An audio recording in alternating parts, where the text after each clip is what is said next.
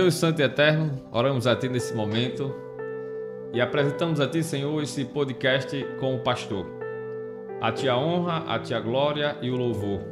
Não podíamos iniciar esse trabalho sem antes orar a Ti e pedir a Tua graça, a Tua bênção sobre as nossas vidas. Em nome de Jesus, nos guia em tudo e nos abençoa, repreendendo o mal, repreendendo tudo que for contrário a esse trabalho e a este projeto, que me parece ser um teste, mas na verdade é um projeto além do que nós imaginamos e pensamos, pois só o Senhor tem os pensamentos mais profundos em que nós não conhecemos.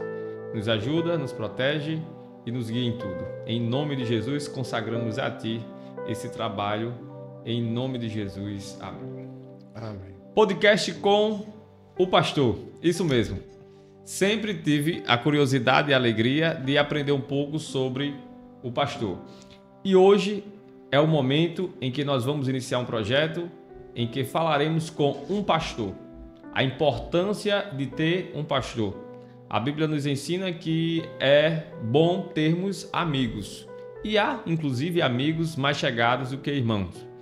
Eu concordo também que nós precisamos, nos dias atuais, e sempre foi necessário termos um bom pastor. E nós já temos um bom pastor, que é Cristo Jesus. Mas, além disso, o Senhor Jesus deixou pessoas, homens, servos de Deus, separados, escolhidos, para a sua obra aqui na terra. E nós, como seres humanos, precisamos ter outras pessoas que nos guiem, que nos orientem, que nos aconselhem. E ter um pastor na nossa vida é ter, além de um amigo, é ter uma pessoa que ora por você, que lhe aconselha para o bem, baseado na palavra de Deus, nos guiando sempre para a melhor escolha, e uma escolha em que nos traz sempre a direção divina, a direção de Deus. Por isso, temos aqui a oportunidade, e não podemos perder, de falar com o nosso pastor, e hoje o pastor é o Williams Miguel de França. O pastor pode ficar à vontade, se apresentar, e nós estamos com esse propósito, pastor, de trazer uma mensagem ministerial para os pastores jovens, os que estão iniciando agora em suas atividades eclesiásticas, ministeriais. Nós precisamos sempre ter uma orientação, como eu falei, e essa orientação sempre tem que vir de alguém mais experiente do que nós jovens. E eu lhe digo, pastor, eu tenho uma alegria imensa de lhe entrevistar nesse podcast com o pastor, porque além de um pastor, eu o considero como um amigo. Pode ficar à vontade. Cumprimentar a todos, né? A você e agradecer a Deus por esta oportunidade de estar sendo aqui entrevistado. É uma honra, é um prazer muito grande. Faz parte da nossa carreira ministerial, servir ao Senhor, servir à igreja e conversar com o público, falar sobre nós, está dentro desse contexto, desde que isso seja apenas ilustrativo, porque o que de fato nos guia é a palavra de Deus. Eu quero agradecer a Deus, louvar o Senhor por esta oportunidade de mais essa entrevista. Espero em Deus que sirva para a glória dele, para o crescimento da igreja, para a edificação de alguém. De novo, é uma alegria e um privilégio poder participar. O meu nome é Williams Miguel de França, eu sou pernambucano. Tenho hoje 55 anos, muito bem vividos, casado, muito bem casado, graças a Deus.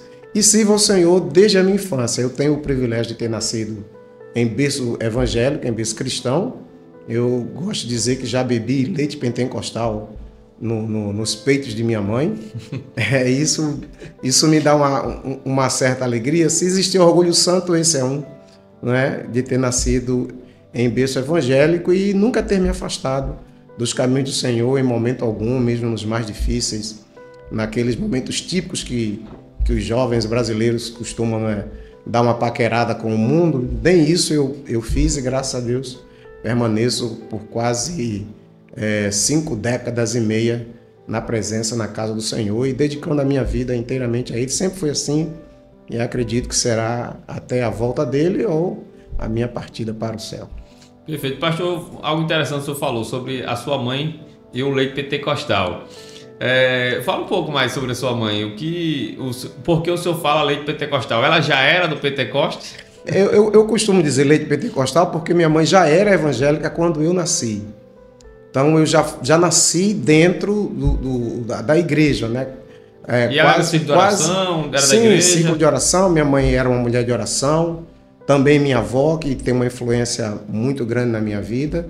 Rita Maria de França era o nome da minha avó. Maria José de França, o nome da minha mãe. E elas são as minhas mestras iniciais da carreira cristã. Grande parte da minha base como crente em Jesus vem de minha mãe e da minha avó. Mesmo com pouca letra que elas tinham, mas me infundiram valores que são inesquecíveis e fazem parte hoje do meu ministério, por que não dizer da minha vida, do meu caráter e até do meu temperamento também. Eu já nasci dentro da igreja, fui educado na igreja, sob os joelhos da minha mãe, da minha avó, no círculo de oração de criança, e depois comecei a cantar quando criança. Quando eu aprendi a ler e escrever, comecei a escrever poesias e jograis, que lá na minha terra são muito comuns. E a partir daí fui sendo apresentado ao ministério até que cheguei até o momento que estou. Entendi. Então, se cumpriu o que está escrito: ensina o menino no caminho que deve andar. Literalmente.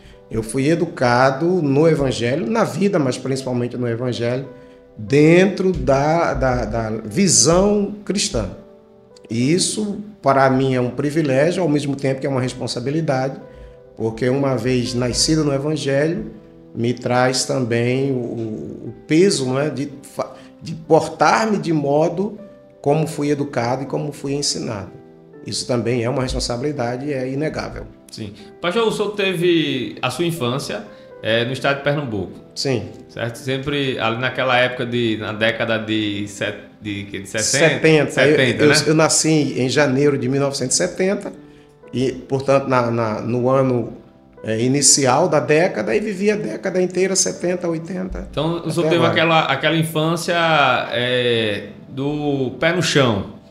Aquela infância em que o senhor tinha ali a sua necessidade suprida pela sua mãe, pela sua avó, dentro daquelas dificuldades da época. Sim, isso é importante ressaltar, porque diferentemente do que muita gente pensa quando nos olha hoje, né, vê o pastor, vê o pregador escrevendo, ensinando, dando aula, acha que a nossa origem foi uma origem do ponto de vista financeiro rica. Sim. E não foi.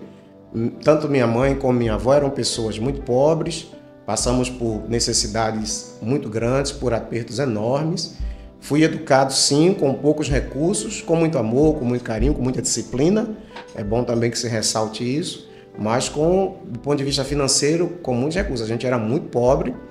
Eu nasci em Pernambuco, no encravado que fica na divisa entre Olinda e Recife, em uma área que na época era uma área de maré, como a gente chama lá, e a gente morava em palafitas, né? Passamos necessidades grandes. Quando tinha as grandes chuvas, que lá a minha avó chamava de cheia, a nossa casa era alagada, a gente perdia tudo e recomeçava a vida de novo. E foi assim durante boa parte da minha infância, morando em casa chamada casa de taipa, com cobertura de capim, e etc. Era nesse nível, né? A gente começou a melhorar assim, depois, um pouco bem depois, já da minha infância, adolescência, já chegando na juventude, lá pelos 16, 17 anos, que a coisa foi melhorando um pouquinho. Mas a infância toda foi uma infância muito pobre. E diga-se passagem, isso não me envergonha, Hugo, porque é a prova de que Deus faz de pessoas improváveis grandes coisas, né? Deus faz, como diz a propaganda, né? Deus faz grandes negócios de pequenas coisas. Se isso pode ser verdade, eu sou uma prova. Pastor, interessante, porque nós que somos suas ovelhas percebemos que o senhor é uma pessoa muito culta, estudiosa, tem uma boa palavra, rica, profunda mesmo, né? Ali na doutrina. E a gente percebe, inclusive, isso é professor também, né? Da escola teológica aqui da nossa igreja, Assembleia de Deus. Então eu percebo que o pastor tem uma formação muito boa. Mas me parece que lá na infância o senhor não teve essa facilidade como a gente percebe que hoje o senhor tem, né? Eu sou um milagre também nesse sentido, no que tange a cátedra, a escolaridade, formação. Eu sou um milagre também nesse sentido. Quando eu nasci, minha mãe contava que eu fui diagnosticado com problema de aprendizado. Eu não tenho o nome do que seria a enfermidade na época, mas eu tomei remédio que hoje se chamaria de remédio de tarja preta por um bom tempo, não é? Eu gosto de brincar com isso e dizer que eu sou ex-doido, né? Porque eu tomei até que minha mãe resolveu em algum momento. O senhor chegou a tomar? Cheguei a tomar, cheguei. Eu me lembro dos nomes dos remédios até hoje. E sabe de que idade, o senhor lembra? Eu tinha por volta de 3, 4 anos, tomei esses remédios aí, talvez até os 6, 7 anos, até que minha mãe, em oração, disse, não vou dar mais esses remédios ao meu filho, suspendeu por decisão própria, e eu não tive mais nenhum sintoma, e ela testemunhava que eu fui curado. Glória a Deus. Naquele momento. E isso era de se esperar que eu fosse uma criança de retardo mental, que não tivesse bom aprendizado, mas foi justamente o contrário. Eu sempre passei com boas notas, mesmo estudando em escola pública o tempo todo, mas sempre passava com boas notas, era sempre aluno de destaque, e Deus me deu inteligência, graças a Deus, e desenvoltura me dotou também, eu reconheço isso, de muitos talentos, e tanto uma coisa como outra eu hoje dedico ao uso do ministério. Eu creio, acredito, o pastor vem dessa forma, em razão das orações da sua avó e da sua mãe. Sem dúvida alguma, sem dúvida alguma. Eu sou o segundo de 4 filhos que minha mãe teve. 4 filhos. Minha mãe dizia que quando ela estava grávida, Deus falou com ela e disse, olha, eu vou te dar 4, 3 são teus, 1 é meu. E disse que eu pertenceria a ele. Glória a Deus. Isso para mim é também uma pedra de toque muito importante, porque sempre que vem uma tempestade ou outra, uma luta ou outra, e eu me recordo de Deus dizendo isso, dizendo, olha, você é meu e está seguro, faça a sua parte que a minha eu garanto. Então eu sou também produto de oração. E me permita aqui acrescentar, Hugo, que não só de minha mãe e de minha avó, mas eu tive ao longo da minha infância muitas mães de oração. Muitas mães, mulheres que oraram quando eu era jovem, adolescente, algumas ainda vivas, e que até hoje oram por mim. Poderia citar as dirigentes de ciclo de oração, lá do Alto do Sol Nascente, que foi a minha primeira igreja onde eu congreguei em Pernambuco, na cidade de Olinda, Pernambuco, como Irmã Mariinha, Irmã Maria, que era uma velhinha muito carinhosa, dirigente de ciclo de oração, de adultos, de jovens, muitas mulheres oraram, e até hoje eu tenho reflexos e bênçãos dessas orações da infância. E é claro, eu também fiz minha parte e orei ao Senhor bastante. O senhor me fez lembrar da minha avó. O meu pai, né, minha mãe são cristãos, né, desde a infância também, dos meus 5 anos. Eu frequento e aceitei a Jesus, que antigamente dizia que filho de crente era crente, né? Aceitei Jesus. Filho de crente não é crentinho, né? Aceitei Jesus no ano 2000. Mas eu lembro da minha avó, porque ela orava muito. E ela gostava muito de mim. Ou seja, eu tenho certeza que as bênçãos que hoje eu tenho em razão também dessas orações. Minha avó tinha os joelhos... Minha avó era negra, bem pretinha mesmo. E ela tinha os joelhos ainda mais escuros do que a pele dela.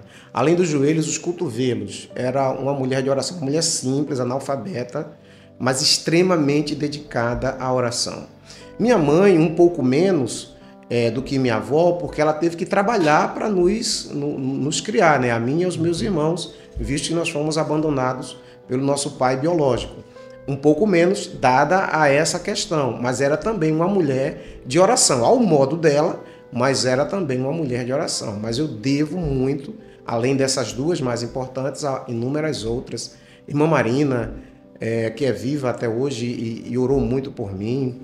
Eu poderia citar a esposa do pastor Lamartine, está para completar 100 anos, uma mulher que orou também muito por mim, e tantas outras, talvez dezenas de mulheres que oraram e que me ajudaram e me ajudam até hoje em oração. Se o senhor permitir a gente aprofundar um pouco sobre o que eu vou lhe perguntar agora, fique à vontade. Caso não se sinta confortável, pode ficar tranquilo. Com relação ao seu pai, que foi seu genitor, sim. O senhor teve dificuldade na infância ou na vida verdade, em razão dessa ausência dele? Não, na verdade, a minha questão com pai, do ponto de vista masculino, é muito interessante, porque eu e meu irmão mais velho, eu sou o segundo, eu e meu irmão mais velho, quando nascemos, fomos abandonados pelo meu pai. Minha mãe era muito jovem, cerca de 17 anos, quando teve o meu irmão mais velho, 18 quando me teve. E aí, imagine isso, há 55 anos atrás, no Brasil, num bairro muito pobre é força de expressão, era paupérrimo mesmo. E aí o meu pai não quis ficar com a gente, não nos assumiu, não nos registrou. Minha mãe então casou com uma outra pessoa que nos assumiu e esse sim nos deu o nome. E, portanto, eu não fui criado nem educado pelo meu pai biológico. Sim. E este segundo pai de registro, este sim, nos educou, entre aspas, mas era também uma pessoa ignorante, muito bruta. E depois faleceu, e aí minha mãe casou novamente. Foi onde eu fui conhecer o que era o amor de pai, já com 18 para 19 anos de idade, já entrando para a carreira militar.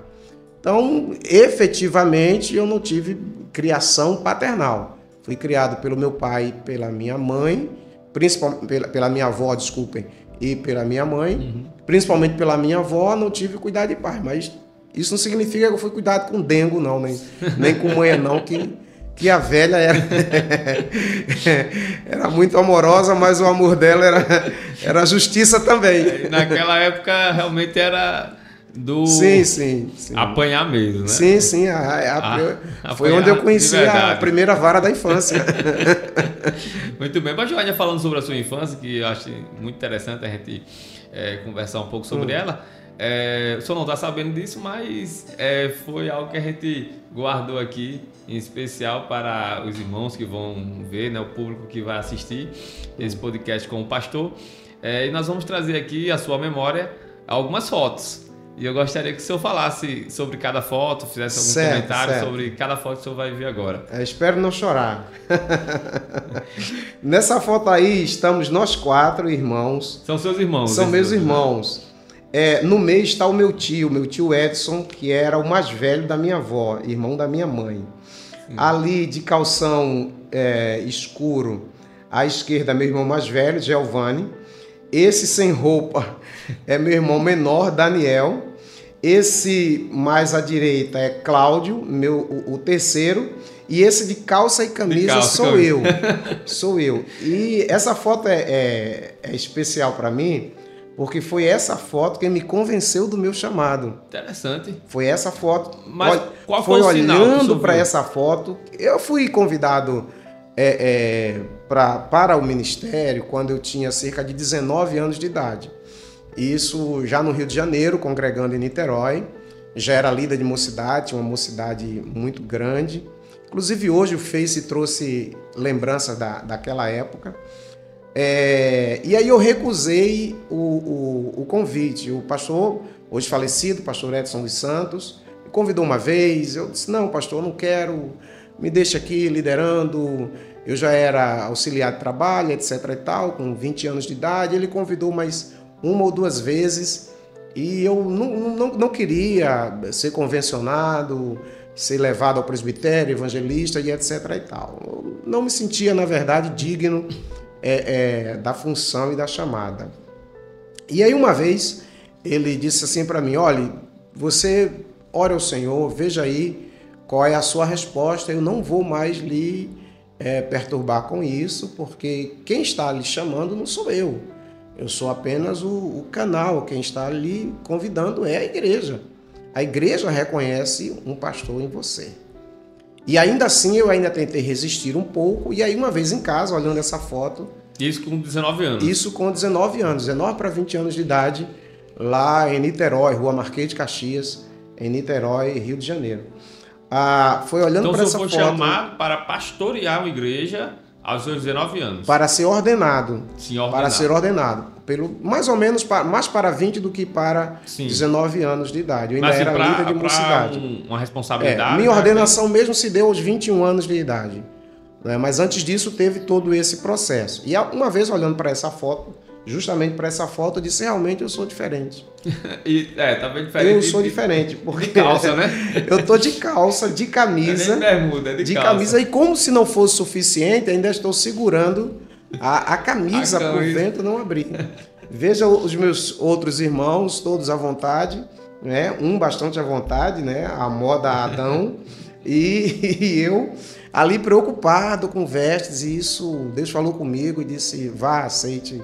Eu lhe chamei e você é meu. E foi a partir dessa foto que eu consegui encontrar no meu coração a minha chamada e reclinar a cabeça e admitir a vocação pastoral. Eu percebo que foi bom o senhor, com certeza, né, em oração, observar isso cedo. E muitas pessoas observam isso com 30, 40 anos, às vezes 50 anos. Então o senhor foi chamado cedo e reconheceu que realmente o seu chamado, naquele momento, realmente era de Deus. Então aos seus 21 anos, né? Então, sim, sem dúvida. Foi assim, o senhor começou cedo, já observar isso. Isso foi um trabalhar de Deus, foi um trabalhar de Deus. Se Deus tivesse me permitido optar, se Ele tivesse me dito escolha, eu teria escolhido não ser. Sim. Eu teria escolhido claramente não ser pastor. Digo isso com... Nós vamos entrar em mais detalhes relacionados a questões ministeriais, mas eu quero trazer a próxima foto aqui para o senhor comentar sobre ela. Essa aí é justamente a minha avó e novamente nós, de calça de novo, nós quatro. E perceba novamente o detalhe.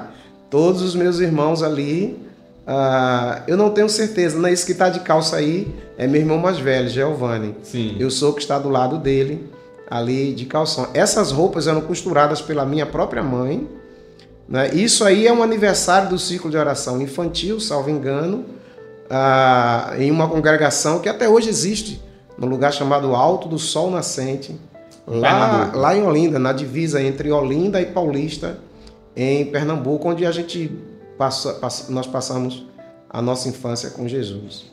Né? Provavelmente era um aniversário de círculo de oração, porque eu me lembro daquele piso ali, aqueles florais antigos, sim. Né? Era muito bonita. Essa foto deve ter baratinho aí entre 40 anos para mais, não é? Benção. Temos mais fotos, pastor. Essa aí. Ó, pastor, agora, antes do senhor comentar sobre essa foto, acho interessante o que o senhor falou inicialmente. O senhor teve uma vida difícil. Sim. Não foi fácil. E para aquela época, inclusive, um jovem ou uma criança ter a curiosidade de aprender, de estudar, de se esforçar nos estudos, eu acredito que para o senhor conseguir chegar nessa farda aí, não foi fácil. Não, absolutamente. Como eu já disse, eu fui alfabetizado e o que hoje é o estudo fundamental, o estudo médio, era o antigo primário, todos em escola pública, absolutamente tudo em escola pública. O concurso para a vida militar à época era extremamente concorrido, extremamente concorrido. Se a minha memória não me engana, então. Cheguei a fazer concurso. Eu tive carreira militar por concurso. Sim. Se não me falha a memória, no concurso que eu participei, fui o primeiro e único também, era uma vaga para cada 800 candidatos a nível de Brasil. Né? E eu passei logo na primeira prova, Claro, eu reputo isso à mão de Deus, que me deu condição, me deu inteligência. Eu estudei para o concurso com os livros da escola, que eu já tinha estudado, com poucos recursos, à luz de candeeiro. E, novamente, é um milagre, é a mão de Deus. Então essa foto aí reflete o quê, pastor? Eu resumiria essa foto aí como o milagre de Deus, mais uma vez. Você só tinha quantos anos? Você lembra? Nessa foto aí, certamente, eu tinha 19 anos de idade. 9 anos de idade. Né? Puseram ali uma flor amarela no peito. Não faz parte, não faz parte da farda, é. Mas eu tinha aí provavelmente 19 anos de idade. E o orgulho, hein, pastor, da sua avó, da sua mãe? Extremos. Essa situação. Extremos. Quando eu cheguei em casa fardado pela primeira vez, sim, foi uma festa. Né? Aí eu já estava formado, já estava com a divisa ali de marinheiro, portanto eu já tinha pelo menos um ano de carreira militar. Mas logo no início, a alegria foi muito grande. Eu pergunto isso, pastor, porque para a gente ver a grandeza de Deus na nossa vida, né? Você sai de uma situação que Deus você nunca imagina. Deus tem caminhos que a gente não compreende. Não é projeto dele. Ele sabia, evidentemente, Deus é presciente, sabe do nosso futuro, mas... Aí eu falo agora, né, para os nossos ouvintes, as pessoas que vão assistir esse podcast, a importância de termos sempre a dependência em Deus, né? Deus está sempre nos guiando e quando nós somos guiados por Deus e em oração, em direção divina, o resultado é esse, né, pastor? Sem dúvida. Eu novamente reputo ao Senhor toda a honra e toda a glória. Eu sou o resultado de um projeto dele. A minha vida e as circunstâncias de vida que eu tive não me levariam ao lugar onde eu estou. Dos amigos e colegas de infância que foram contemporâneos comigo, nenhum deles estão na posição nem eclesiástica, nem social, onde Deus me colocou. Bem, então eu sou de fato um privilegiado. Eu reconheço isso absolutamente. Glória a Deus. Pastor, vamos passar para a próxima imagem, a próxima foto. Essa ainda, lembrando um pouco, a sua infância, a sua juventude, né? Essa aí são as crianças... O senhor está de calça, essa aí é o senhor que está de calça, Eu estou de calça, normalmente. Eu devo ter aí também por volta de talvez 15 anos, 14, 15 anos. E esses estão com o pastor? Esses aí são meus primos. São meus primos. Esse menorzinho é filho de uma amiga da minha mãe. E essa foto me remete muito a uma outra bênção que Deus colocou em mim, que é a cola com crianças. Sim. Eu amo muito crianças, e crianças sempre se dão muito bem comigo. Eu costumo dizer que eu conquisto toda criança. Qualquer criança, posso demorar um dia, 2, mesmo hoje em dia com essa questão da pandemia, do espectro autista e outros problemas aí, mas com um pouquinho de tempo eu conquisto. Normalmente, crianças gostam de mim e eu gosto muito de crianças. Benção. Essa é uma prova disso. Próxima foto. Nós temos aí o pastor agora trabalhando. Trabalhando, né? Essa foto aí eu estou de serviço no timão de um navio. É um navio grande, eu vou me dar aqui ao direito de questão de segurança de não dar os detalhes técnicos. Mas aqui. Você teve muitos desafios, pastor, no trabalho? Tive sim. Tive muitos desafios. Você precisou orar muito para Deus lhe orientar, lhe dar sabedoria? Bastante, porque a carreira militar, especialmente na Força Armada Naval, é uma carreira que exige muito tempo, muito estudo, muita dedicação. Sim. A vida na Marinha é uma vida extremamente difícil, o ambiente espiritual não é dos mais fáceis. Então, para um jovem crente que viveu o tempo todo na igreja, e cair no meio militar e ter que estudar, e eu nunca deixei de servir ao Senhor, sempre pregando, ensinando, cantando, tudo isso é difícil. E essa imagem aí é uma imagem, evidentemente eu estava no mar, né, com um navio, estava ali pilotando o navio, né? Você falou em mar, eu me recordei agora da grandeza de Deus. Quem vê o mar e presencia a noite, realmente percebe a grandeza de Deus, né, pastor? Eu tive uma experiência no mar, justamente nesse navio, em uma noite, num exercício. Tem sempre os exercícios de guerra que dão a orientação para que o navio feche tudo e não vaze luz. Isso é um exercício que é feito para simular um ambiente onde o navio tenha que se esconder na escuridão. E em um desses exercícios eu saí, né, evidentemente camuflado, e fui para a polpa do navio. Esse navio era um navio grande, tinha uma polpa aberta. Eu fui lá e me deitei num lugar que se chama passarela, que comunicava a polpa com a proa do navio, e fiquei olhando para o céu. Era um dia, uma noite bastante densa, e aí eu consegui, por estar no mar, ver o desenho da Via Láctea. Meu Deus. Inteiro, isso é possível. Mesmo em terra, em lugares onde não haja muita poluição visual, você consegue ver o risco do braço da galáxia. E eu consegui ver aquilo, né? Dada Você tinha noção do que estava vendo? Já tinha noção? Imaginava? Sim, eu tinha. Eu sempre fui muito curioso por astronomia e eu tinha certeza daquilo. E naquele dia eu fiz uma oração que eu não revelo, mas fiz uma oração a Deus que Ele me respondeu efetivamente. E é uma experiência muito importante. Se alguém quiser entender um pouco do que seja o conceito de grandeza de Deus, eu recomendo, vá ao mar. Vá ao mar, entre no mar, faça uma viagem, um cruzeiro, alguma coisa. Ou se não puder ir ao mar, vá a um lugar deserto, suba numa montanha, deite-se e olhe para o céu. A primeira Você vai vez, entender o que é a grandeza de Deus. O senhor me fez lembrar agora, na primeira vez que eu vi o mar, quando criança, estava na escola e a escola fez aquele passeio escolar para conhecer o Forte dos Reis Magos. Aí a gente foi pela via costeira. A primeira vez que eu vi o mar. Quando eu vi aquele monte de água, aquela imensidão de água, eu disse, meu Deus, que coisa grande e linda. Pequeno ainda, né? Mas assim, eu fiquei admirado com a grandeza do mar. Foi a primeira vez que eu estava vendo o mar. Fique imaginando agora o que o senhor está falando, né? Você vai ao mar e vê a grandeza, né, do que o senhor viu, né? A grandeza de Deus comparada à nossa pequenez. Nossa pequenez. Nós somos, a Bíblia diz que nós somos germes da terra em comparação à própria terra. Mas se você puder comparar a grandeza de Deus do que é a terra em relação ao sistema solar, o sistema solar em relação à Via Láctea, a Via Láctea em relação às outras galáxias, isso é imensurável.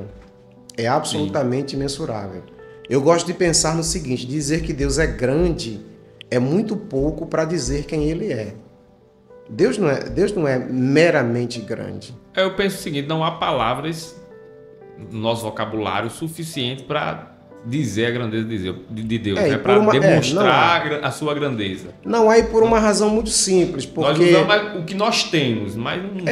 os nossos sistemas de medição, a cabeça humana funciona por comparação. Para eu dizer que uma coisa é grande, eu preciso ter algo menor. Sim. Né? Mas eu não tenho algo que comparar a Deus. Sim. O que mais eu teria era o universo. O universo. Você vê, por exemplo, sua criação, que já é criação de Deus. Só na Via Láctea, que é uma única galáxia, cerca de 200 bilhões de estrelas. Compare com o universo que tem outros bilhões de galáxias. É incalculável. É incalculável. E eu, inclusive, gosto de astronomia. Ganhei até um telescópio aí da esposa em razão disso. Pastor, ainda voltando aqui para as suas imagens, para as suas fotos. Vamos lá. O que é que o senhor tem a dizer sobre essa foto aí? Essa foto remete à minha adolescência. Estou ali no cantinho, né? Minha adolescência na igreja. Já no meio dos pastores, no meio de obreiros. De jovens, não é? Ali, salvo o engano, esse aqui no meio é o irmão Erinaldo. Erinaldo, que a gente costumava chamar... Pastor, em Pernambuco. Sim. Costumava chamar de irmão Nado. Faleceu semana passada, irmão Nado, os filhos dele, Tares e Dario, são amigos muito, muito queridos, e os outros são amigos de infância. Alguns deles hoje já são obreiros, presbíteros, na igreja do Senhor, na casa do Senhor, trabalham, servem a Deus. Dada a minha saída do estado para viajar e trabalhar, eu não tenho mais o contato deles, mas se eles chegarem a ver esse podcast, eles certamente relembrarão. Boas recordações. E eu estou ali no cantinho, muito provavelmente Essa foto também é na congregação do Alto do Sol Nascente, lá em Olinda, Pernambuco. Pastor, o senhor já tinha aquela curiosidade e aquela atenção de sempre estar na tenda de Moisés, curiando a tenda, é como se fosse, né, aquele... Não se afastar da tenda. Não se afastar da tenda. Isso para mim é natural. Isso para mim é natural. Sempre esteve sempre.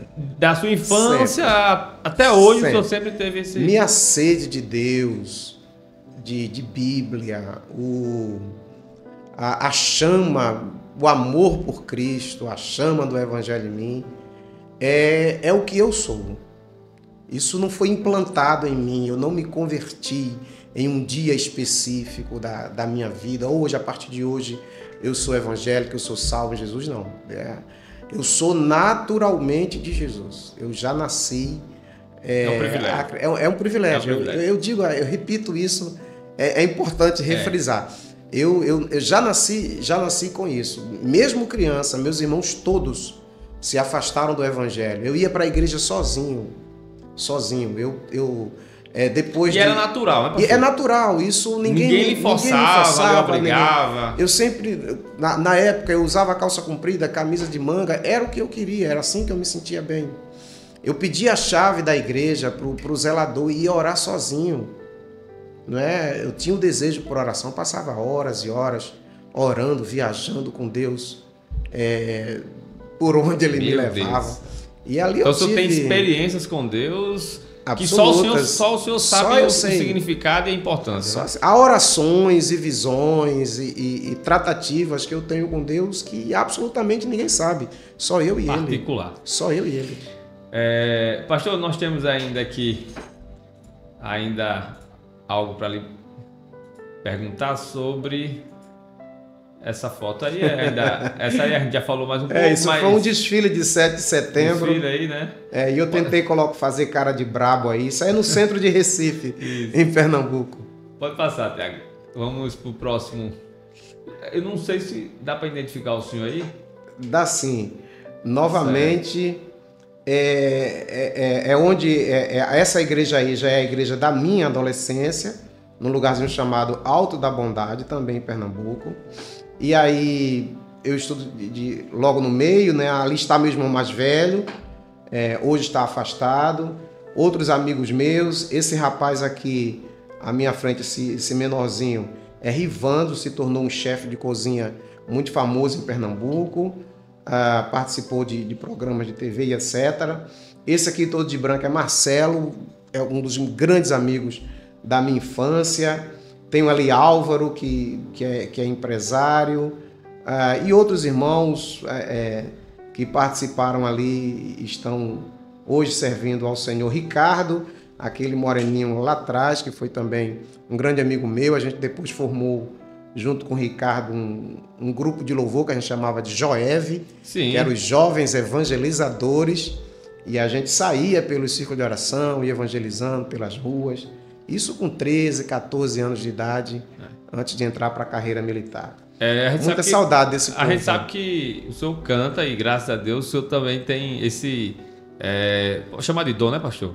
Do louvor, né? Da adoração. Talento, né? O senhor tem um talento. Como a gente está sem instrumento aqui, playback, não tem como o senhor cantar hoje aqui. Mas, com certeza, é sempre bom. Eu sempre, quando lhe conheci lá em Boa Vista, cantando com a orquestra, é uma coisa que... A gente adora o Senhor junto, né? A gente percebe que o senhor também tem esse talento dado por Deus e é desde criança também, né, pastor? Sem dúvida, desde criança. Na verdade, do ponto de vista ministerial, eu comecei no ministério cantando. Sim. Comecei cantando inicialmente. Também tem boas histórias de como Deus trabalhava comigo no louvor, na evangelização e etc. Mas... acredito que é assunto para outro podcast, né? Sim. Bem, pastor, nós estamos aqui ainda com algumas outras imagens. Eu quero hoje, o nosso propósito é falar um pouco sobre a sua história, sobre a sua vida ministerial. E eu quero que o senhor fale um pouco... Aí o senhor está cantando, está pregando? Estou cantando. Nessa época o senhor já pregava também, pastor? Eu comecei a pregar aos 9 anos de idade.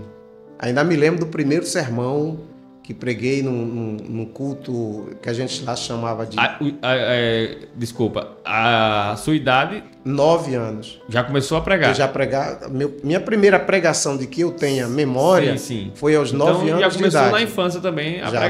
Já na infância. Entendi. Mas antes mesmo de começar a pregar e de começar a aprender a pregar a força de expressão, porque uma criança de 9 anos de idade não tem toda a desenvoltura de um pregador, certo, né? Mas, certo. Enfim, comecei a pregar aos 9 anos de idade, mas antes disso eu já cantava. Era usado na palavra. Já cantava sim. Assim que eu comecei a escrever, já compunha também. Benção.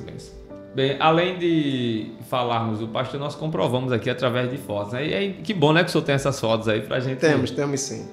Relembrar. E acredito que minha esposa foi cúmplice disso aí, né? Dessas fotos, né? Não, ela nem não sabe nada do que está acontecendo aqui, pastor. Por incrível que pareça. Vamos lá para a... Aí também foi uma formatura no Centro de Instrução Almirante Van de Kolk, no Rio de Janeiro, e eu fui convidado para a formatura para cantar. Não tenho aqui lembrança se era a minha formatura ou formatura de outros. E aí eu louvei ao Senhor, formamos um coral junto com outros militares e eu fazia um solo especial. Né? Era uma concha acústica e foi um dia muito especial e todo o quartel conheceu a voz de Deus através do nosso louvor. O seu louvor chegou também, né? No seu trabalho, né? Você era um exemplo dentro do seu ambiente de trabalho, né? Sim, graças a Deus. Você tem alguma história, algum testemunho forte, assim, que o senhor lembra, que marcou dentro da sua profissão? Tem sim.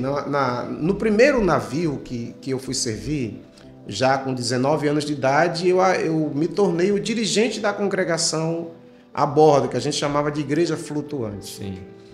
O dirigente foi transferido para uma outra unidade militar e me passou o cajado da congregação, eu com 19 anos de idade. E ali eu pregava, escrevia, dava estudos na congregação, onde eu já era líder de mocidade em terra e quando estava no mar era o pastor do navio. E eu me lembro que algumas vezes os oficiais e comandantes de navio, quando tinham algum militar com algum tipo de problema, me encaminhavam para que eu pudesse aconselhar e ajudar. Sim. E esse tipo de ação durou por toda a minha carreira, até o final. Ainda na reserva, as pessoas vinham e o escritório onde eu trabalhava, o lugar onde eu estava, era sempre um gabinete pastoral. E isso aconteceu durante muito tempo. Então Deus lhe deu condições de evangelizar dentro do próprio ambiente de trabalho. Sim. Não só pelo testemunho, mas pregando mesmo. Eu aqui já no Rio Grande do Norte, fim de carreira, um colega veio conversar comigo. O nome deles é Toribes, salvo engano. Tem um nome anterior, mas eu me lembro bem de Toribes. E ele se converteu com uma pregação minha no navio, quando eu tinha por volta de 20 anos de idade. Eu não lembrava mais, mas ele, quando me viu, veio, me abraçou, me levou na casa dele para jantar e contou até o sermão que eu preguei naquele dia que ele se converteu. E hoje ele é um pastor. Benção. Temos mais foto, Tiago? Vamos recordar mais um pouco. Ai, pastor, essa foto aí, o senhor tá de bigode aí, né, pastor? Tô de bigode. Essa foto aí é... No Rio de Janeiro, pastor? Em Pernambuco? Essa foto foi no dia da minha ordenação. Dia da minha ordenação. O pastor que ele convidou tá aí? O pastor que me ordenou é esse que está justamente atrás, esse moreninho de bigode, pastor Edson dos Santos. Sim. Esse, à esquerda dele, é o pastor Abel. É vivo até hoje, é um dos grandes professores. E esse de azul e camisa e gravata vermelha, já está com o Senhor, é também um homem que me ensinou muito, muito mesmo. E atrás dele, um outro grande professor, o pastor Francisco Carlos, e esse que está me entregando a minha credencial, eu tenho essa credencial até hoje, é um representante da convenção à época. Esse foi o dia da minha ordenação a evangelista, eu tinha por volta de 21 anos de idade. Pastor, o senhor falou que quando foi chamado para ser ordenado a pastor, não é isso? O senhor olhou para aquela foto antes de sua decisão ou aquela foto... Foi antes. Foi antes. Foi antes porque para ser ordenado tem todo um processo. Sim. Então Deus confirmou ao Senhor esse chamado. Sim, sem dúvida. E aquela foto foi um dos instrumentos para que Deus me demovesse da decisão de não querer aceitar o ministério pastoral. Sim. Na verdade, primeiro, ainda hoje é assim, a convenção ordena a evangelista e alguns anos depois, de acordo com o estatuto, a gente é reconhecido pastor. Foi assim que aconteceu. Entendi. Por último, pastor, a próxima foto nós temos aqui. Acho que tem mais uma, né, Tiago? E tem um vídeo. Isso, muito bem. Pastor, essa foto é o dia do meu batismo. Do batismo aí. O que é que o senhor E tem novamente, que falar sobre ele? Esse é um dia extraordinário. Eu fui batizado aos 14 anos de idade, ali ao lado da minha vovó. Sim, essa é a sua avó Essa de é a oração avó, e que lhe acompanhou em tudo. É a mulher que eu mais amei na minha vida. É a minha avó, Rita Maria de França. E ali eu tinha 14 anos de idade, fui batizado pelo pastor José Leôncio da Silva, no Templo Central de Pernambuco. Sim. Essa é uma foto muito, muito especial para o meu coração.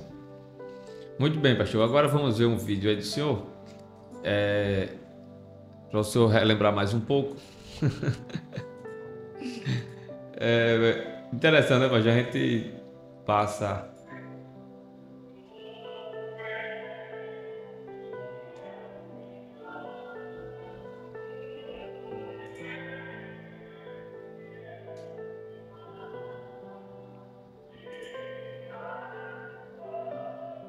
Olha a voz. Esse hino eu adotei para minha alma.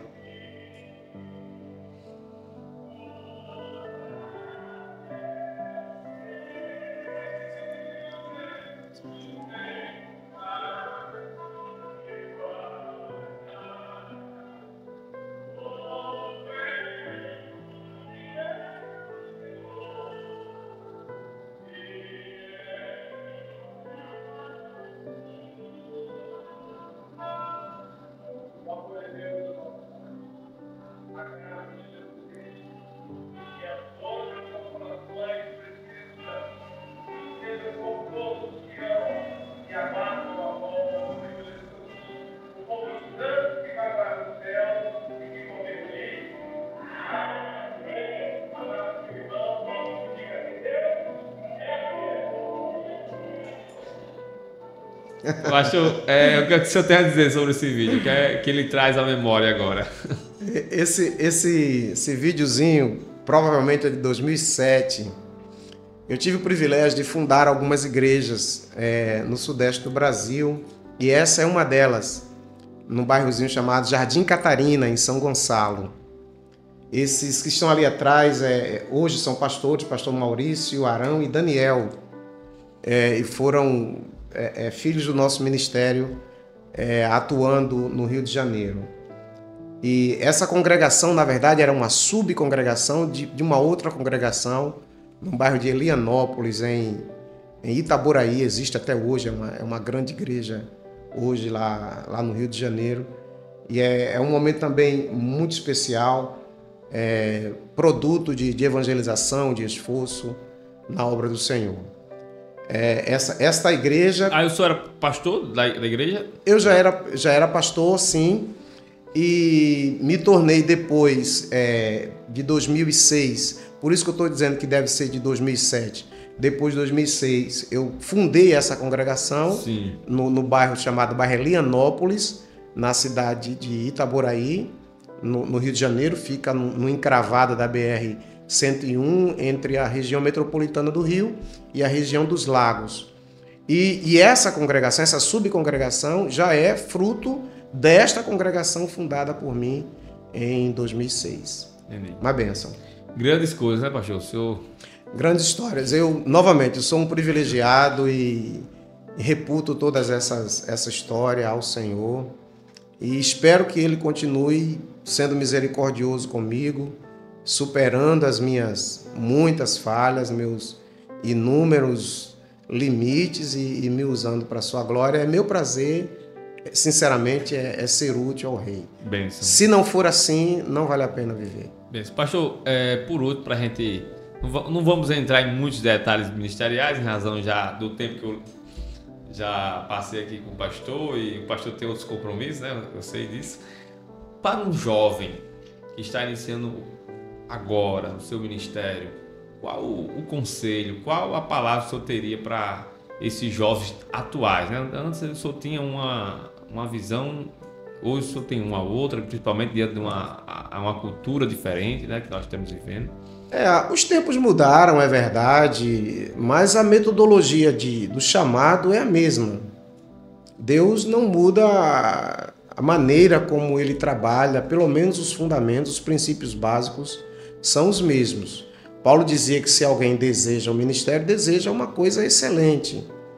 Então, antes de mais nada, alimentar o desejo pela chamada, se sente chamado, seja para que ministério for, para missões, para a área musical, para o louvor, para o ensino, para a palavra, para o próprio pastoreio em si, que inclui tudo isso algumas vezes, é importante que a pessoa se mantenha no mais alto nível de santidade possível.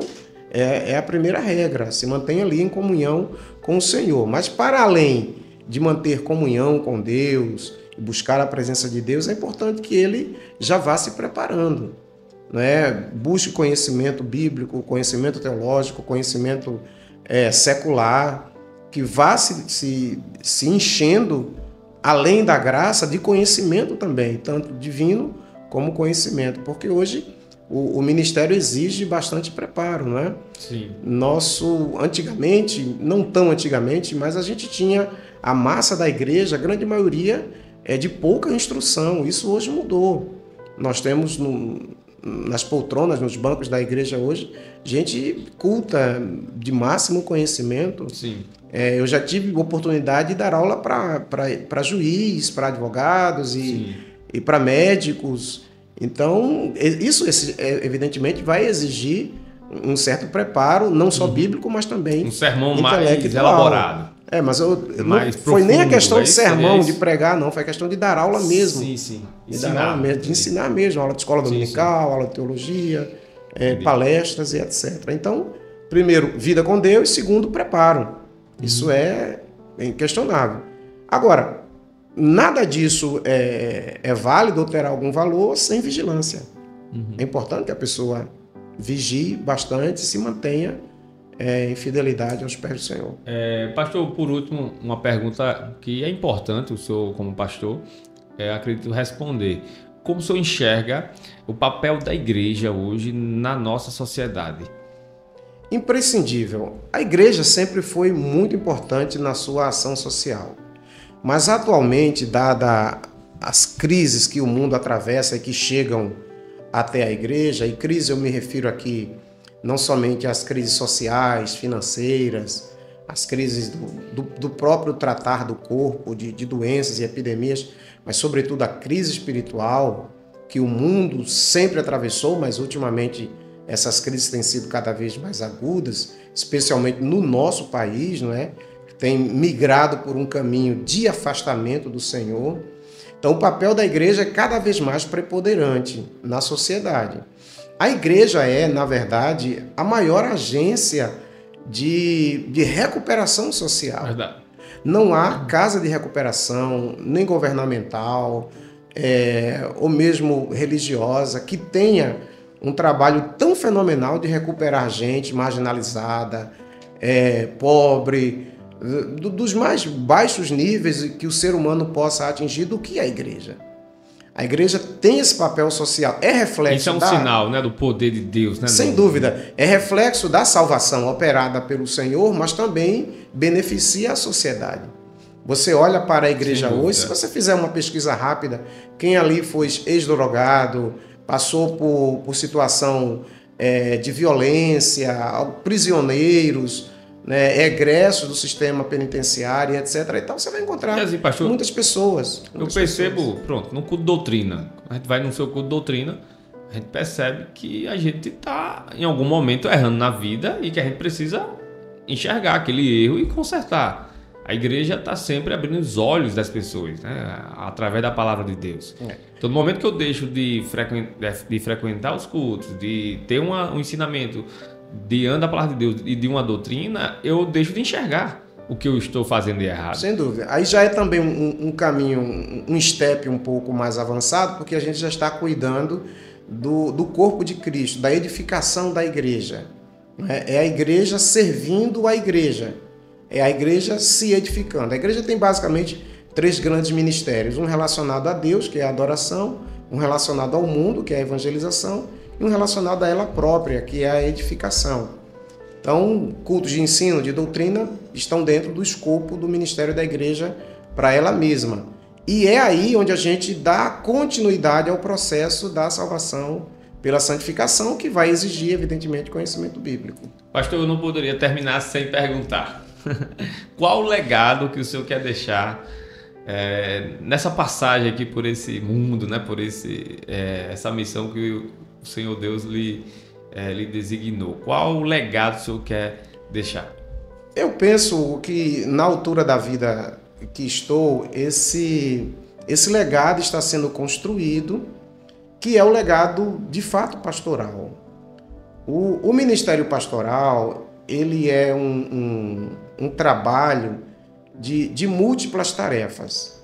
Quando alguém olha assim e diz assim, fulano de tal é um pastor, está querendo dizer ao mesmo tempo que ele é um conselheiro, ele é um amigo, ele é algumas vezes psicólogo, delegado. Algumas vezes a gente tem que separar a briga. Ele é alguém que faz filantropia, ele cuida dos outros. O exercício pastoral é um conglomerado de inúmeras funções e tarefas. Então, o legado pastoral por si próprio já é algo grandioso, não tenha dúvida. Mas se eu pudesse destacar que tarefa eu gostaria de deixar como pastor, eu gostaria de deixar a tarefa do ensino. Eu penso que ensinar é a base da vida da igreja. Ninguém canta sem ter alguém que ensine, ninguém prega sem ter alguém que ensine, ninguém vive sem ensino. Então, é onde eu tento dar o meu melhor serviço para Deus. E se eu pudesse escolher uma área do ministério pastoral, onde eu pudesse deixar como legado, seria justamente como ensinador. Bênção. Pastor, para encerrar, de verdade, qual a mensagem que o senhor quer deixar para as pessoas que vão ouvir esse seu podcast? Eu gostaria de trazer aos amados irmãos e a todos, afinal, uma mensagem, primeiramente, de esperança. O mundo hoje caminha tristemente para distanciar-se de Deus. Mas que o nosso coração seja de fato alimentado de esperança. Nem tudo está perdido. Nós vivemos um tempo que, apesar de conturbado, está sim sob o comando de Deus. Deus não saiu do trono, ele permanece governando o universo e a história. Então que você alimente seu coração com esperança. Tudo vai dar certo, tudo chegará ao lugar determinado. Uma vez esperançosos, trabalhemos para que essa esperança se concretize e que nós sejamos parte de quando a esperança se realizar, estejamos dentro da bênção, no lugar da bênção, para recebermos os benefícios que Deus misericordiosamente possa nos conceder. Bênção. Esperança. Bênção. Pastor, muito obrigado, quero agradecê-lo. Eu quem agradece. Pelo seu tempo, disponibilidade, sempre Amém. Atento e atencioso com todas as suas ovelhas. Agradecer a todos também que vão aí ouvir e aprender um pouco sobre a sua história. A intenção realmente era essa, esse era o propósito de falar sobre a sua história, a sua vida, para hoje as pessoas lhe verem da forma que nós atualmente lhe vemos, né? Com uma boa dicção, uma boa oratória. Quem me vê cantando, né? Não bem. Pensa que... Mas, na verdade, o senhor teve uma trajetória bastante, vamos dizer, difícil, mas guiada por Deus em tudo. E mas, novamente, bênção, né? Novamente, esse é o trabalho de Deus. Deus não usa ninguém sem antes forjar essa pessoa. Eu fui antecipado, eu sou precoce, reconheço isso. Mas Deus não usa ninguém sem antes forjar nele o instrumento que Deus quer trabalhar. Muito bem, então esse foi o podcast com o pastor Williams Miguel de França, um homem, servo de Deus, que nós temos prazer de ter sempre ele no nosso dia a dia, e na doutrina, no ensinamento, e isso faz com que nós temos essa alegria de entrevistá-lo. Deus abençoe a todos, um forte abraço e a paz do Senhor, pastor. Obrigado, mais uma a paz vez, do Senhor. muito obrigado. Sigamos. Sigamos.